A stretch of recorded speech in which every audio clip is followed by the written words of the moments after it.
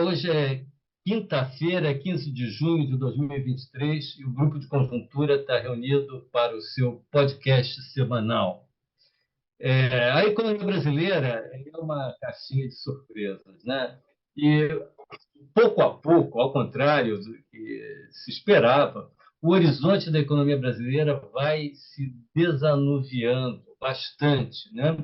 Tudo parece conspirar no sentido de termos um desempenho econômico neste ano, talvez também no ano que vem, mas esse talvez é um talvez bem grande, bastante satisfatório o desempenho, seja na economia real, produção, emprego, preços, seja no mercado financeiro, bolsas, dólar, né? Nesta semana, nessa última semana, as novidades mais positivas estão no mercado financeiro. Quer dizer, juros futuros, dólar, continuam ou aceleraram a queda. A bolsa, que já vinha subindo, disparou, chegando agora bem próximo dos 120 mil pontos, né? E, para culminar, o anúncio feito ontem pela Standard Poor's, de que fez uma elevação da perspectiva de nota do Brasil de estável para positiva. Isso ainda não é um aumento do rating do país, que depende, nas declarações da agência, né, de alguns avanços adicionais, como a reforma tributária, mas já é um passo importante na direção da inovação da nota do Brasil. E nós sabemos que, se isso acontecer, seguem-se melhoras nas condições financeiras, queda dos juros, nas expectativas dos agentes econômicos, tudo isso contribuindo para o crescimento. Muito bem, isso posto, vamos baixar um pouquinho a bola para não exagerar no otimismo, né? Primeiramente, no que se refere ao comportamento da taxa de câmbio, que é um dos indicadores mais visíveis para o público em geral, a queda do preço do dólar em termos reais não está refletindo exatamente os condicionantes domésticos, como parece ser à primeira vista, né? Aqui no grupo de conjuntura, a gente faz o acompanhamento da taxa de câmbio de um amplo espectro de economias, e a gente agrupa essas economias em emergentes, exportadores de commodities, avançadas, etc. E quando a gente compara o comportamento da nossa moeda com a dos nossos pares emergentes, nós vemos que o desempenho da economia, da taxa de câmbio do real, tanto nesta última semana como no último mês, ela é próxima à da média dos emergentes. Na verdade, até a média dos emergentes, a moeda, a cotação da média dos emergentes apreciou um pouco mais do que o real, né? O mesmo a gente pode dizer para o comportamento do risco Brasil, do risco país, medido seja pelo ENB, medido seja pelo CDS. A queda do risco Brasil, que vem ocorrendo também no tempo, ela, na verdade, acompanha o que vem acontecendo nas demais economias emergentes. Até o spread entre Brasil e emergente, né, que beneficiava o Brasil, em média dos emergentes que beneficiava o Brasil, até reduziu um pouquinho. Então, tudo isso sugere que nós estamos observando um fenômeno de queda da aversão ao risco em escala global, o que se explica também por uma melhoria em vários aspectos acima do esperado da economia global, seja no que se refere à inflação, que vem caindo, isso aí no caso dos Estados Unidos, então, a queda foi bastante pronunciada, né? Como vimos aí no último resultado da taxa de inflação americana, que em 12 meses já está em 4%. Né? Foi uma redução bastante rápida, né? Mais do que se esperava, da mesma forma que no Brasil, aliás.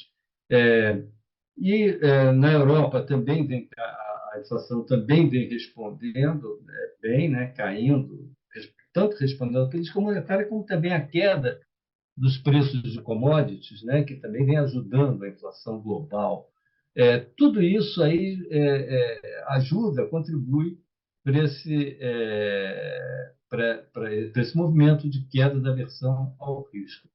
Nesse contexto é que eu gostaria aqui de que a gente discutisse, né, por exemplo, as decisões mais recentes, né, de ontem, na verdade, do FED, do Comitê de Política Monetária do FED, que é o FONC, e também agora do Banco Central Europeu.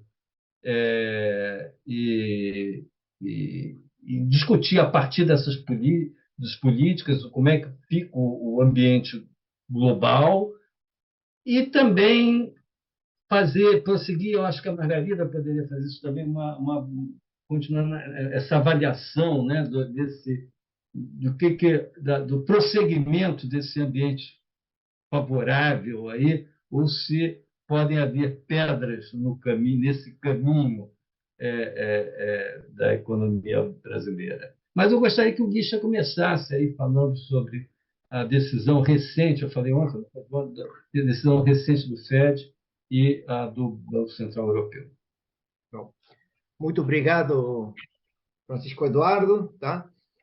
Ontem teve a decisão do Federal Reserve, decidiu manter a taxa básica de juros, não, o Federal Fund, constante, tá? Mas foi uma decisão relativamente estranha na sua comunicação, tá?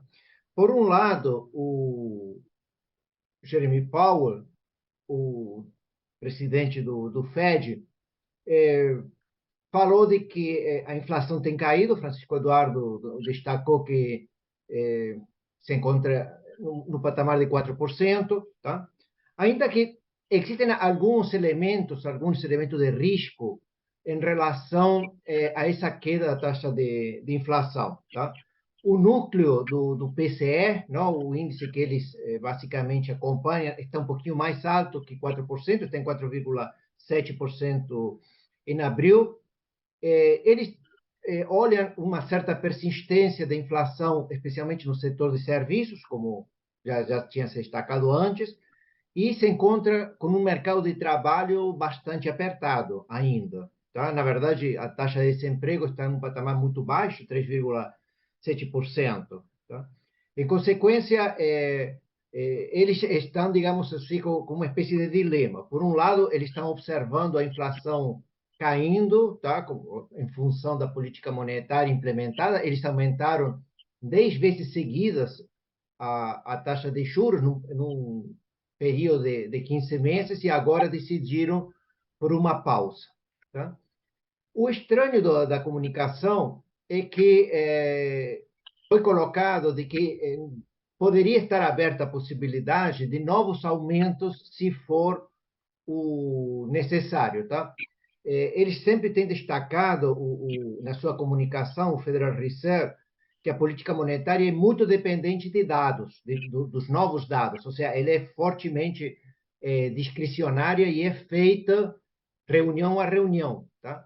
Com o qual a gente não tem um plano claro sobre qual é o voo que ele pretende para as próximas reuniões.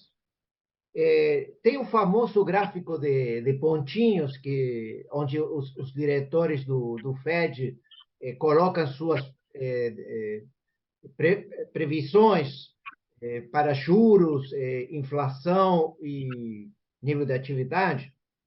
E quando a gente olha a de juros, não, as suas previsões, 9 diretores colocaram que eles esperam mais 2 aumentos de 0,25 na taxa de juros, tá? Outros 4, um aumento. O que parece indicar de que está aberta a possibilidade de a gente ter um novo aumento dos juros no futuro, tá? O estranho foi que o mercado começou a entender isso ontem pensando que o aumento será no próximo mês, no mês de julho. Isso chama atenção, tá? Ou seja, se o Fed decide parar agora nesta reunião de ontem o aumento dos juros, seria de esperar de que ele esperaria alguns meses para ver quais seriam os efeitos da atual taxa de juros sobre o nível de preços, sobre os núcleos, não? Sobre a inflação, sobre os núcleos, sobre as condições financeiras, tá? As outras condições financeiras, sobre o impacto dessas condições financeiras sobre o nível de atividade, tá? E sobre o que pode estar acontecendo no mercado financeiro americano, não? Especialmente aqueles bancos estaduais que tiveram problemas a partir do mês de março, tá? Mas esperar só um mês para verificar como que isso anda me parece pouco tempo, tá? Então, o que a gente viu ontem à tarde, basicamente no mercado financeiro americano, tá? Foi uma certa indecisão, uma certa mudança, tá? Ou seja, os mercados não têm uma direção única sobre o que pode acontecer, tá? O que tem criado algumas críticas, não? Se desenvolveram algumas críticas, não? Para o que os mercados veem como uma certa indecisão do FONC, não? Do Comitê de Política Monetária do Federal Reserve, uma certa indecisão, tá? Tanto é que no final, na comunicação do próprio presidente, não, falou que na próxima reunião deveremos ter discussões acaloradas ou vivas, tá? O que está mostrando um pouco alguns desentendimentos, tá? Isso faz parte, digamos, de um momento macroeconômico mundial em que temos muitos sinais, tá? Sinais de desaceleração da inflação, tá? Uma certa desaceleração do nível de atividade, tá? Uma coisa que está clara para a economia americana, ou duas coisas que estão claras para a economia americana, é que o poço forçado não vai ter. Tudo indica que não, já está claro que vai ser o soft landing. E o segundo ponto que está claro também, que não devemos ter redução de taxas de juros este ano nos Estados Unidos. Não? A gente só para 2024. Tá? Ou seja, mas são dois pontos muito amplos. Não? Agora, sobre qual vai ser a trajetória para as próximas reuniões, está aberta uma certa indecisão, se teremos aumento já na próxima reunião ou não. Quando a gente vai ver a decisão de hoje do Banco Central Europeu, eles aumentaram a taxa de juros 0,25, não? Então, a taxa de juros agora está no patamar de 4%, mas a presidente do Banco Central Europeu foi mais enfática, tá? Ela falou de que o trabalho ainda não está pronto, tá? Na verdade, ainda que a inflação esteja caindo na zona do euro, eles estão olhando para uma inflação no final deste ano ainda num patamar elevado, tá?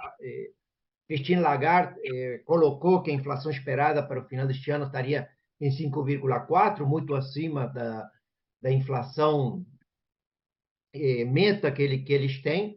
O que a gente esperaria, então, no caso do Banco Central Europeu, várias subidas, não só uma subida de 0,25, mas mais de uma subida. Então, de fato, os mercados financeiros estão reagindo com uma certa queda em alguns ativos financeiros por causa dessa discussão um pouco mais enfática. Tá? Então, o que a gente vê nos países desenvolvidos, não, pelo menos Europa e Estados Unidos, tá?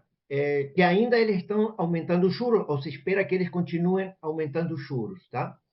Por incrível que pareça, a situação dos países emergentes é um pouco diferente. Tá?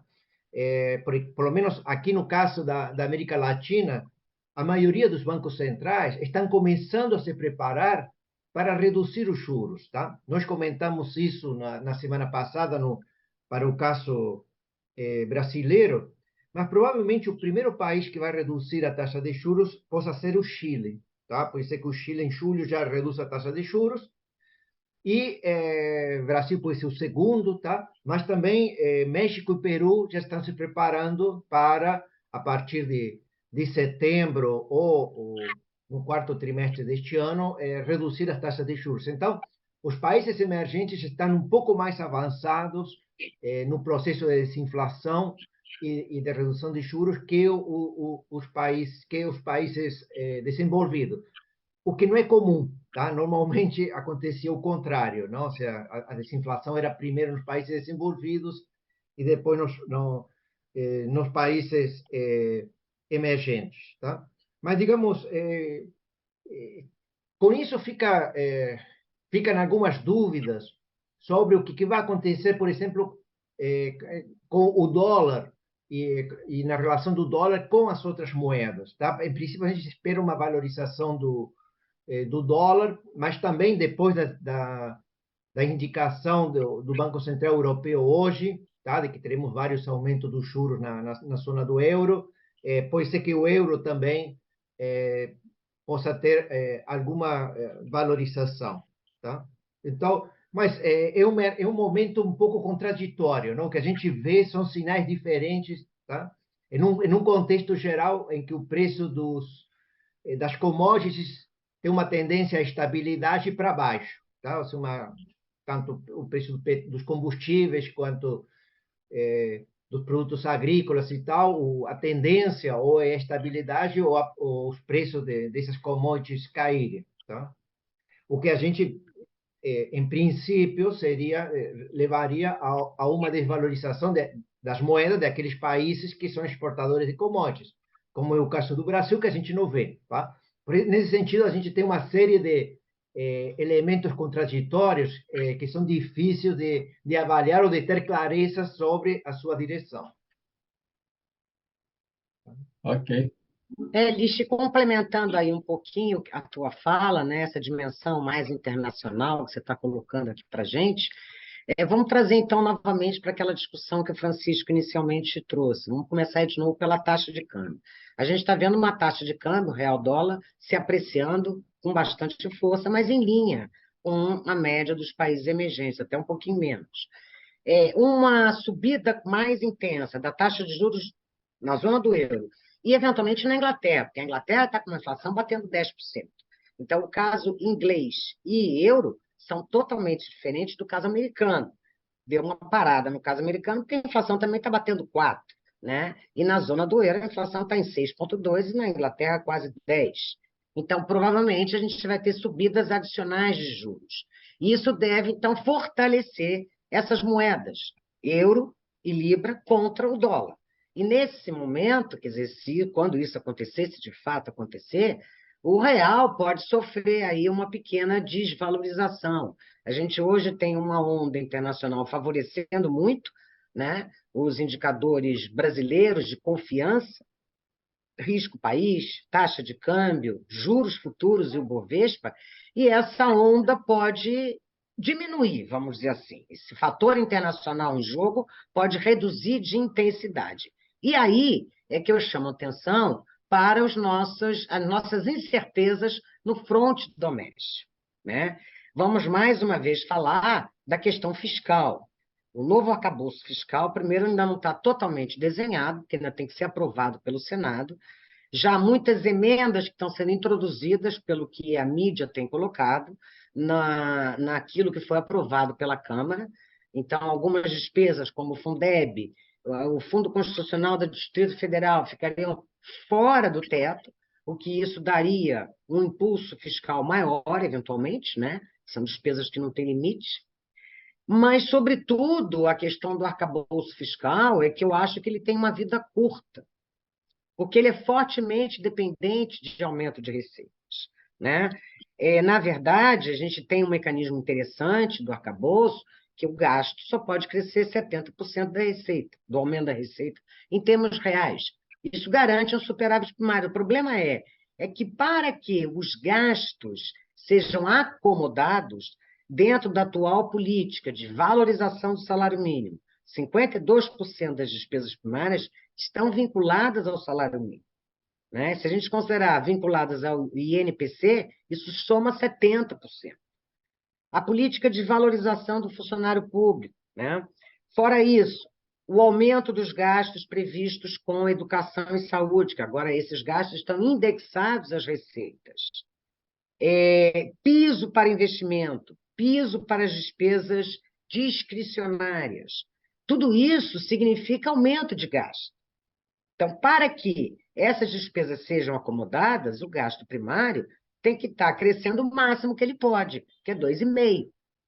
Né? Isso, quanto tempo você vai acomodando? Porque as despesas obrigatórias vão comprimindo as discricionárias. Mas chega um determinado momento onde as despesas discricionárias também não podem ser reduzidas porque elas têm um piso. E aí, como é que você vai fazer? Então, o que eu acho que o arcabouço ele tem uma inconsistência dentro dele ao manejo das despesas obrigatórias e discricionárias pelas regras que ele impõe a essas despesas. Então, lá na frente, eu acho que em 2 anos, no máximo, a gente ou vai ter que fazer uma revisão dos gastos obrigatórios ou vai ter que criar outros condicionantes fiscais, quero dizer, outro conjunto de regras fiscais. Né? Então, isso é um problema, porque é um arcabouço que foi anunciado como o novo arcabouço fiscal sustentável, e eu acho que ele não tem nada de sustentável. O outro ponto é, para que a despesa primária cresça o máximo que ela pode, que é 2,5% acima da inflação, a receita tem que crescer mais de 3%. Então, ele pressupõe um aumento de receita que é contínuo no tempo. O Brasil tem uma carga tributária já muito elevada. Isso tira a competitividade da indústria. Isso faz parte do tal do custo Brasil, que a gente fala tanto. Então, acho que temos incertezas importantes aí, né? Inclusive se o governo vai conseguir incrementar a receita para cumprir as metas que ele mesmo colocou dentro do arcabouço. Já tem uma grande discussão para o ano de 2024. Né? Ontem, a Instituição Fiscal Independente, é um órgão vinculado ao Senado, mas independente, está projetando que hoje, para o ano que vem, para que a meta seja cumprida de resultado primário zerado, vai ser preciso um adicional de 104 bilhões de reais, que é quase 10% do PIB, mas isso só para o ano que vem. E o gasto continuando a crescer, significa que a receita tem que crescer por cima. Né? Então, isso é um pouco preocupante na medida em que, quando a gente olha a literatura sobre ajuste fiscal, quando você impõe regras que estejam basicamente vinculadas ao aumento de receita, isso dura pouco, porque a possibilidade de você constantemente crescer receita é limitada, principalmente num país que já tem uma carga tributária muito elevada. Então, o fiscal é uma incerteza que a gente tem de curto prazo importante. Além disso, no final desse mês, o Conselho Monetário Nacional vai se encontrar, né? Já pela segunda, desde março já é assim, mas enfim, e agora vai ser definido, vão discutir a questão do regime de metas de inflação. Sempre no mês de junho, na última reunião do mês de junho, essa discussão aparece. E aí, pelo que a gente tem também recebido notícias do próprio governo, da mídia em geral, dos analistas, é que tem 2 coisas que estão em jogo aí para serem discutidas. Uma é a mudança do ano calendário. Né? Então, a meta de inflação vai estar restrita, como está hoje no Brasil, ao ano calendário, ou vai se estabelecer uma meta de inflação 12 meses à frente, onde tem uma flexibilidade aí. Estabelecer uma meta de inflação 12 meses à frente dá conforto ao Banco Central, é bom. É bom por quê? Porque às vezes você tem um choque de custo na economia no ano e não necessariamente o Banco Central tem que reagir violentamente com subida de juros, ele pode atenuar um pouco esse movimento. Então, isso cria menos volatilidade da Selic, impacta menos o nível de atividade econômica, sem colocar em risco a credibilidade do regime de metas de inflação. Então, acho que isso não é o problema, mas tem uma outra questão que pode vir a ser um problema. É a alteração das metas de inflação que já estão programadas até 2025. Para o ano que vem, a gente tem uma meta de inflação programada, já há anos atrás, há 3 anos atrás, de 3%. Subir a meta de inflação, paradoxalmente, né, alguns diziam, vai dar mais conforto ao Banco Central. Por quê? Porque ele não precisa subir o juro, já que ele pode perseguir uma meta de inflação mais elevada, mas não é verdade. Isso, na verdade, é contraditório, é um falso dilema. Quando um Conselho Monetário Nacional anuncia uma meta de inflação mais alta, automaticamente tem um componente do processo inflacionário que se chama expectativas de inflação. Elas vão subir, Então, na verdade, você está ganhando mais inflação de graça, o que aumenta o custo da política monetária. Além disso, tem um terceiro fator de incerteza, né? A expansão dos gastos parafiscais, o aumento do crédito público, de bancos públicos, em geral subsidiados, por isso que são parafiscais, não são fiscais, mas acabam batendo no orçamento, de alguma maneira. Ou o aumento do crédito que se converte em crédito direcionado, que é aquele crédito cujas taxas de juros não dependem da taxa Selic, o que pode também enfraquecer a política monetária, obrigando o Banco Central a subir mais os juros, já que a base onde ele vai operar, a Selic vai operar, fica relativamente menor pelo aumento da participação relativa do crédito direcionado no mercado de crédito total da economia. Então, aí, essas são as incertezas que eu consigo ver mais de curto prazo e que podem alterar um pouco, além dos fatores internacionais, essa melhoria espetacular das nossas condições financeiras e da economia real também. Obrigado, Margarida. Obrigado, Lígia. Ficamos por aqui, então, e até a próxima terça-feira com mais um podcast do Grupo de Conjuntura. Até lá.